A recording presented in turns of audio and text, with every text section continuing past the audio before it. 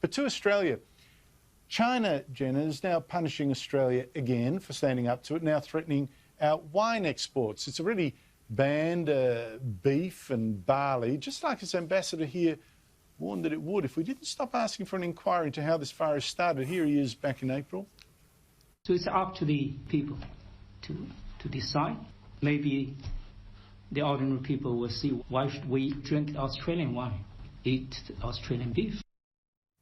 Well, now it looks like China's going to decide for its people whether they can drink our wine or eat our beef. Jenna, how should Australia respond? I think it's really interesting the way that they're going about just targeting, and I wouldn't say that the beef industry or the barley industry or the wine industry are minor sectors of our exports, Andrew, but I think the issue is that the one thing that they fail to ever sort of call up is the iron ore thing, and I guess that comes from a West Australian being me. We're a dig and ship state. China is our biggest trading partner. It's interesting that they're kind of floating around the periphery and they haven't really come for iron ore yet, and I think that has a lot to do with the fact that Brazil is still not producing up to their capabilities as what China needs. They like our really clean iron ore from WA, so I think it's going to be interesting, and I don't think there's any need to panic yet, but I think when they start coming for the iron ore, that's when the alarm system should definitely go off. Jen, I think you're underlining that it is political. Fiona Scott?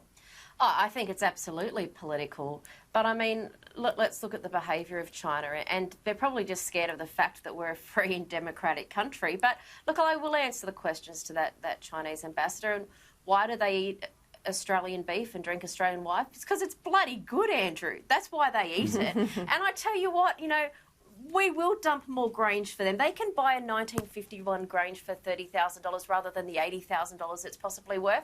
We do sell them a lot of Grange. If they would like to buy more Grange, I'm sure we can discount it. Maybe the 2014 we can sell for $400 a bottle. But, I mean, this is the ridiculousness of it. If they want to drink our wine, and they drink copious amounts of it because it's good, that's why they drink it. If they want to turn our wine off, sure, it's going to hurt our industry. But how many Chinese people who are demanding to drink our wine are going to stop drinking it?